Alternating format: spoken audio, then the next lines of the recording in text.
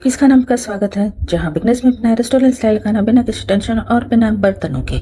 आज हम बनाने वाले हैं एक कंप्लीट मैक्सिकन सिजलर प्लेटर। और ट्रस्ट में ये रेसिपी वो है जिसमें हर एक रेसिपी अपने आप में एक अलग हीरो है। राइस भी, राजमा भी, सैलेड भी, सॉसेस भी। और जब एंड में सब कुछ आप एक प्लेट में आएगा ना, तब आपको समझ में आएगा कि ये मेहनत एकदम वर्थ इट। चलिए, सबसे पहले मैक्सिकन सीजनिंग। उसके लिए आपको mix herb, parsley, coming powder, parsley powder, roasted coconut, coriander powder, rosemary, salt और रेड चिली पाउडर, इन सब को अच्छे से मिक्स करना है। और बस हमारा all purpose Mexican seasoning ready है। और ऑनेस्टली इस सीजनिंग का काम बिल्कुल ग्रुप प्रोजेक्ट के उस बच्चे की तरह है जो हर जगह कंट्रीब्यूट करता है। और आज की हर रेसिपी में ऑलमोस्ट इसकी एंट्री होने ही वाली है। अब इसको आप देखिए, अच्छे से मिक्स कर लीजिए, ये एकदम रेडी है।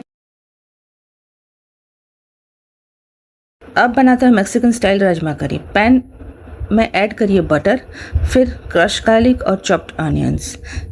इन्हें हल्का फुल्का सौते करना है। फिर ऐड करिए सॉल्ट। अच्छे से सॉल्ट गार्लिक को अच्छे से सौते करिए। उसके बाद इसके अंदर अनियन डाल दीजिए। चॉप्ड अनियन बारीक कटा हुआ होगा तो अच्छा रहेगा।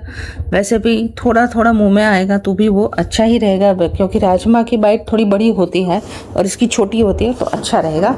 अब इसके अंदर नमक डाल दीजिए। सोक्ड राजमा और बॉइल्ड किया हुआ राजमा इसके अंदर आप डाल दीजिए। और फिर इसके अंदर टोमेटो केचप डाल दीजिए, आधा कप मैंने लिया है।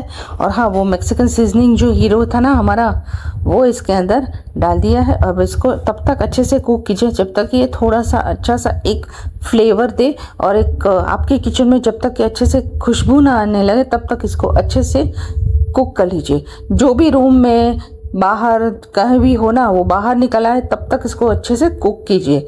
और वो आने के बाद पूछने लगे क्या बनाया है ऐसा, तो इतनी खुशबू अच्छी आ रही है, तब तक आप इसको पकाइए। बहुत अच्छा लगेगा टेस्ट में भी।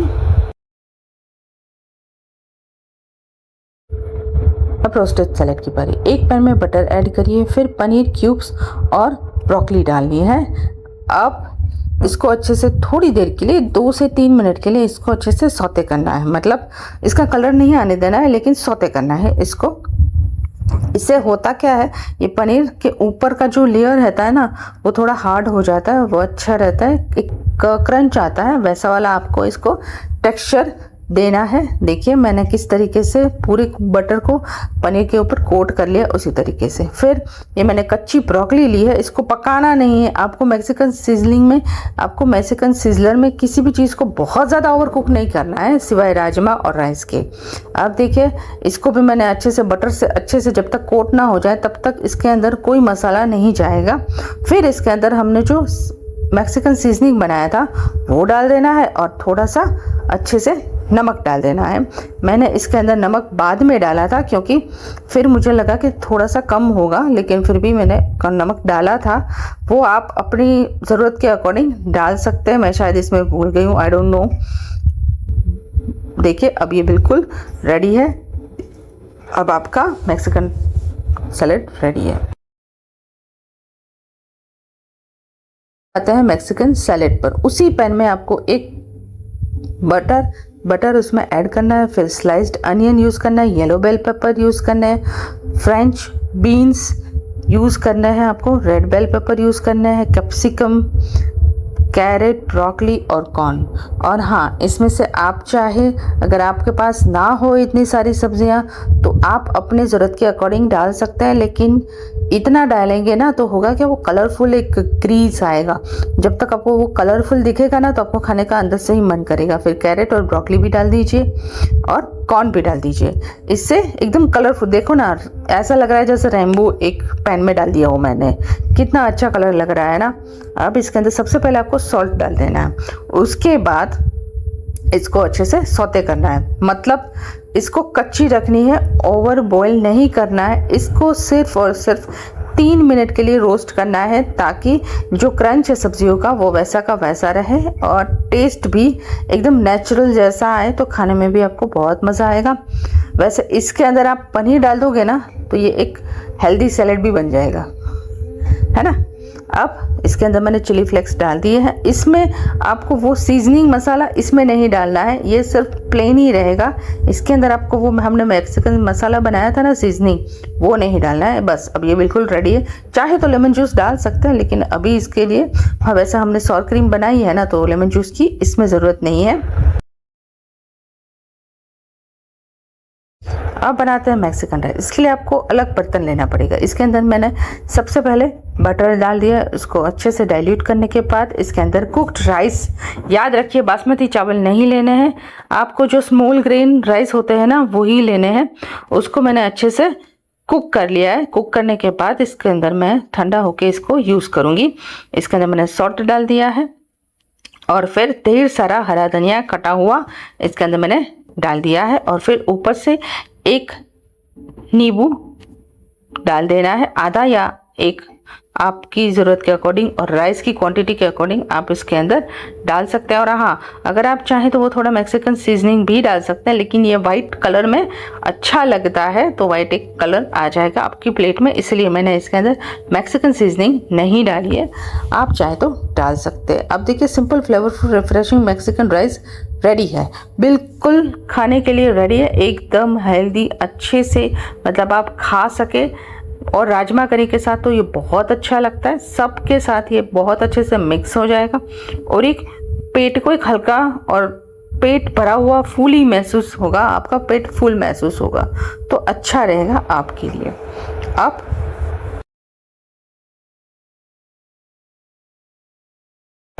अब सॉर क्रीम की बारी।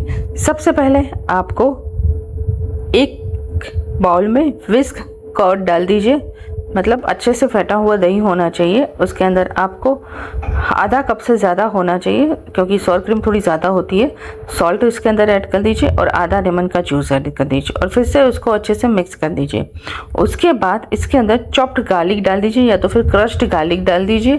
देखिए आपको अगर दाना दाना इसका नहीं पसंद है तो फिर इसके अंदर अच्छे से पेस्ट किया हुआ गार्लिक इसके अंदर आप डाल सकते हैं तो भी चलेगा, और ऐसे क्रश गार्लिक जैसे मैंने डाला है वैसे भी आप डाल सकते हैं। अब पेरी पेरी सॉस की बारी।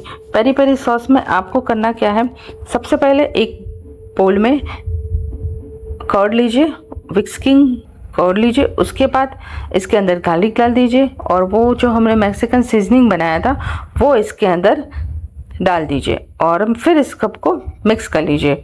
नमक डाल दीजिए और ये देखिए रेडी है आपका स्पाइसी पेरी पेरी सॉस। एक कूलिंग क्रीम और एक स्पाइसी क्रीम, परफेक्ट बैलेंस, आपकी टेस्ट को अच्छे से बैलेंस करने वाला एक दोनों सॉस आप बिल्कुल रेडी है। इसका कलर वैसा आना चाहिए, एकदम गाढ़ा रेड वाला आना चाहिए, तब तक आप इसके अंदर डालते रहिए।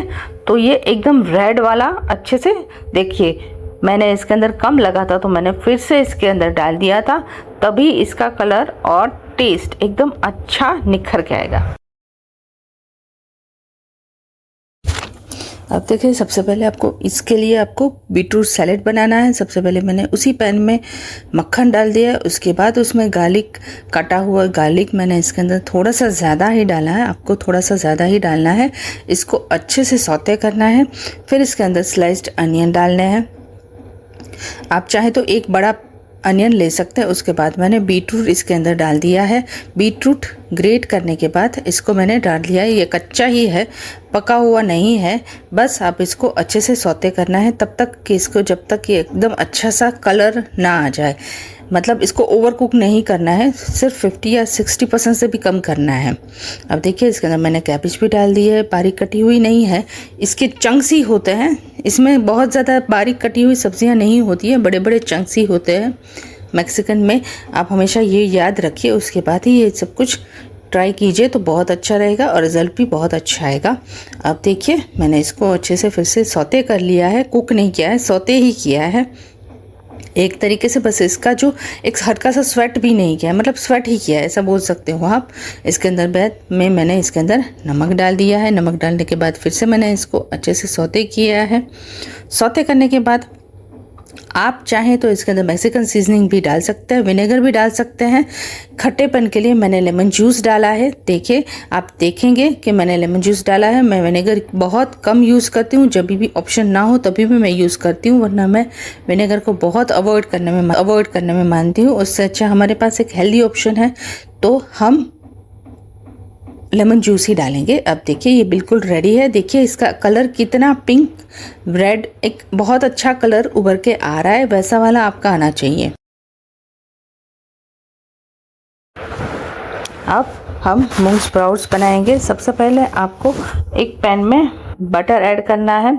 थोड़ा थोड़ा बटर आप यूज़ करेंगे तो भी चलेगा, थोड़ा ज़्यादा बटर ऐड करेंगे तो भी इतना अच्छा नहीं, इतना ख़राब नहीं लगेगा। वैसे भी ये सारा आप खा जाएंगे ना, तभी आपको ऐसा नहीं लगेगा कि मैंने बहुत ज़्यादा खा लिया। आपका पेट एकदम हल्का ही महसूस करेगा। इसके बाद हमें इसके अंदर बटर डालना है। और याद रखिए, ये देखिए मैंने वही पैन यूज़ किया है, बहुत ज़्यादा बर्तन भी मेरे ख़राब नहीं हुए। मतलब इतनी कम मेहनत में, जो बाहर रेस्टोरेंट में 1500 से 2000 के आसपास ये मैक्सिकन सैलेड आता है, वो मैंने घर पे सिर्फ और सिर्फ 500 या 600 में बना लिया है। अब आप सोचिए कितना अच्छा डिफरेंस है दोनों में। और पेट भर के खाना भी खा सकते हैं। मतलब आपको इतना अच्छे से आपको पता है कि हमने इसके अंदर क्या डाला। रेस्टोरेंट में क्या पता क्या डाला हो, कैसे डाला हो, कितने टाइम पहले का हो फिर वो डाला हो। हमने तो सब कुछ फ्रेश ही यूज़ करते हैं, तो इतना फ्रेश होता है। देखिए ये मूंग का सैलेड अब बिल्कुल रेडी है। अब फाइनल चैप्टर, मतलब कि सीधा अब हम डेकोरेटिंग करेंगे, प्लेसिंग करेंगे। अब देखिए नीचे मैंने कैबेज के पत्ते डाल दिए। देखिए ज़रूरी नहीं है कि आपको पूरे के पूरे पत्ते लेने हैं, आप चाहें तो कट करके भी उसको अच्छे से बिछा सकते हैं, ताकि होगा क्या, वो आप खा भी सकते हैं। मतलब उसको आप खा भी सकते हैं। सबसे पहले आपको राइस ऐड करना है, एक तरफ प्लेस कर दीजिए। उसके बाद उसके पास ही एक कलर के लिए आपको राजमा, वो भी मैंने प्लेस कर दिया। उसके बाद फिर वो कलरफुल सैलेड की बारी, फिर बीटरूट सैलेड भी मैंने ऐड कर दिया है, प्लेस कर दिया है। आप जहाँ चाहे वहाँ आप कर सकते हैं। अपने जो कलर है वो दिखे, इतना अच्छे से दिखे वैसे वाले आप कर सकते हैं। फिर मैंने मूंग का सैलेड जो है वो भी मैंने अच्छे से एक तरह प्लेस कर दिया है। अब उसके बाद हमें जो आधी थोड़ी जगह बच जाएगी, तो वो क्या किया मैंने, एक कलर के लिए थोड़ा सा ज़्यादा डाल दिया, क्योंकि वो एकदम अच्छा सा फ्रेशली फील होगा। अब देखिए मैंने दूसरी तरफ जो मैंने ब्रोकली और पनीर का जो सैलेड बनाया था ना, वो मैंने एक तरफ पूरा का पूरा डाल दिया है। इससे होगा कि आप फुल बहुत महसूस करेंगे। इससे आप राइस ज़्यादा नहीं खा पाओगे, लेकिन ये सब कुछ खाएंगे ना तो पेट में बहुत अच्छा रहेगा और राइस भी आपके पेट में कम जाएगा। तो ये एकदम बैलेंस्ड डिश है। आप चाहे तो इसमें से 2-3 कट कर सकते हैं, लेकिन मेरी मानिए थोड़ा सा ये खा ही लीजिए, बहुत अच्छा लगेगा, टेस्टी, रिफ्रेशिंग और एकदम मैक्सिकन स्टाइल। बिल्कुल भी आप अपनी मेहनत को खुद ही अप्रिशिएट करेंगे कि ये वाओ, ये मैंने खुद ने बनाया, इतना अच्छा टेस्ट और कलर भी बहुत अच्छी लग रही है। और आपको लगेगा ही नहीं कि ये सिर्फ रेसिपी है, ये एक पूरा मैक्सिकन फीस्ट है। और ऑनेस्टली इससे प्लेट देकर रेस्टोरेंट भी थोड़ा सा नर्वस तो ज़रूर हो जाएगी। याद रखिए मैंने 600 में बनाया है, आप 600 में बनाएंगे तो मार्केट में ये 1200 से 2000 के आसपास मिलता है।